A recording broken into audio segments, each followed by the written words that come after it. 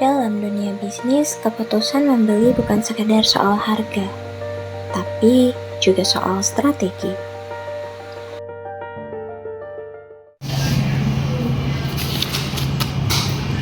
Pengen belanja-belanja,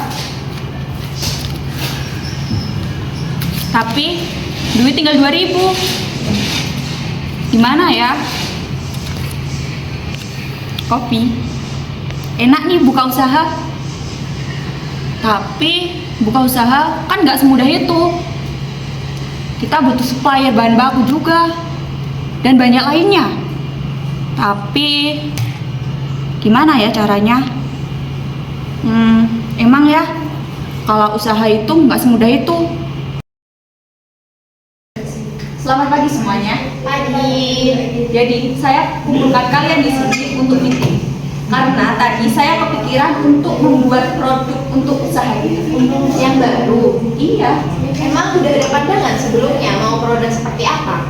Kan kita juga ada plastik sebelumnya. Saya tuh kepikiran untuk membuat produk minuman.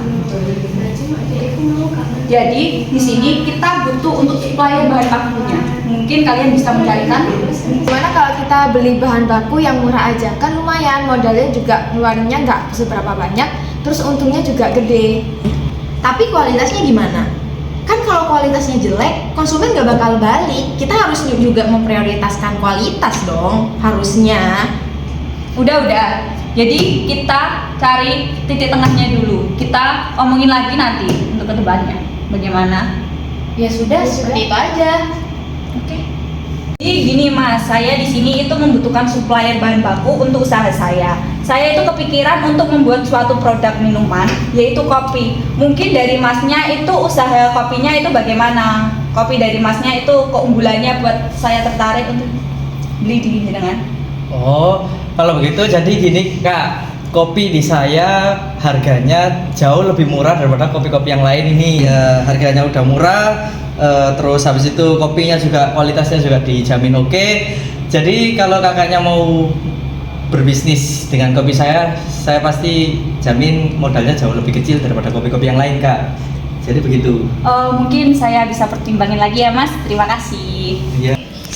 Permisi Kak, di sini saya itu membutuhkan supplier untuk bahan baku di usaha saya, yaitu usaha kopi. Di sini itu saya membutuhkan bahan baku yang baik. Menurut Kakak itu keunggulannya dari bahan baku Kakak itu sendiri apa? Nah, kebetulan sekali Kak, di kopi produk kami tuh kualitasnya sangat tinggi dan premium, tapi ya begitu, harganya tidak sedikit lebih high di pasaran. Tapi Kakak jangan khawatir, dengan harga yang segitu mendapatkan kualitas yang premium, konsumen tuh bakal kembali. Apakah Kakaknya berkenan? Untuk masalah harga, kalau kita udah jadi kayak pelanggan tetap, apakah ada penurunan kalau kita bisa kerjasama gitu? Oh, mungkin ada Kak, ada bonus-bonus untuk pelanggan tetap. Mas, saya kan punya usaha, terus saya itu kepikiran untuk membuat suatu produk, yaitu produk minuman, yaitu kopi. Menurut Mas, saya kan butuh supplier untuk bahan bakunya. Kalau bahan bakunya dari Mas sendiri itu bagaimana ya? Apa keuntungannya? Kalau dari kami sih keunggulannya yang pertama responsif, terus juga cepet tanggap responnya, terus misal dari kakak mau minta kirim hari ini, kita siap kirim hari ini. Kalau sama Mas saya itu butuhnya hari ini aja, terus kalau nggak ada perubahan secara mendadak itu bagaimana dari Mas ini? Kita di sini menyesuaikan dari kakaknya, dari bahan kakaknya. Misal kakaknya kita minta kirim besok, kita siap untuk kirim besok. Oke, terima kasih. Dalam pemasaran, ini disebut sebagai perilaku pembelian bisnis. Berbeda dengan konsumen biasa, pembelian bisnis ini dilakukan oleh organisasi dan melibatkan banyak sekali pertimbangan di dalamnya. Jadi saya itu kemarin udah menemukan 3 supplier. Yang pertama harganya itu lebih murah, tapi kualitas bahan bakunya itu standar, kopinya itu cuma standar. Supplier yang kedua itu menurut saya lumayan bagus. Karena apa? Meskipun harganya tinggi, tapi kualitasnya juga bagus.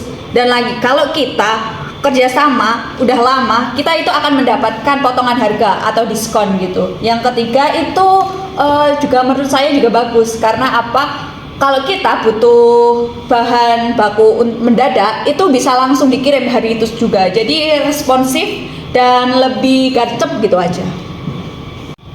Udah, harga itu kan juga penting, apalagi kita kan juga harus hemat biaya untuk operasional. Tapi kan kualitas juga penting. Kita tahu sendiri kalau kualitasnya jelek yang aku bilang kemarin, nanti konsumennya nggak bolak-balik ke usaha kita. Ujungnya apa? Usaha kita bangkrut. Tapi kita itu juga lebih butuh yang bisa berkomitmen untuk jangka panjang kita, perusahaan kita agar lebih maju. Harga, kualitas, kepercayaan, dan hubungan jangka panjang. Perusahaan tidak hanya mencari produk, tapi juga nilai dan juga kerjasama yang menguntungkan. Proses keputusan pembelian bisnis biasanya melalui beberapa tahap, yaitu identifikasi kebutuhan, mencari supplier, evaluasi pilihan, dan yang terakhir keputusan pembelian.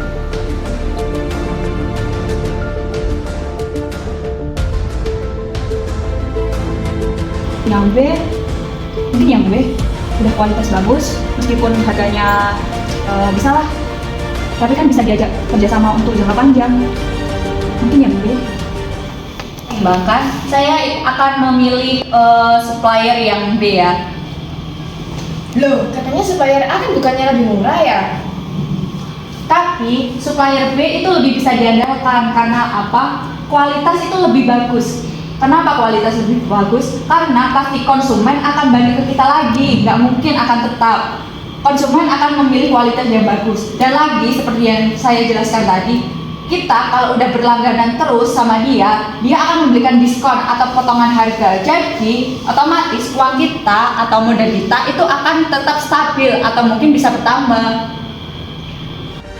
Dalam bisnis, keputusan terbaik bukan soal yang paling murah, tapi yang paling bernilai.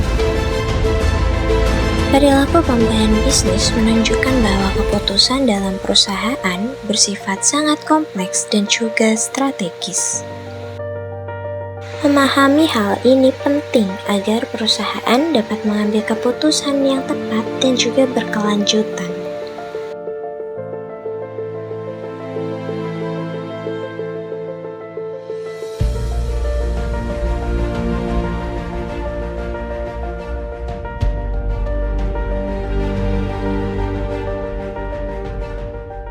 Kalau kalian ingin jadi pembisnis, Kalian memilih yang murah?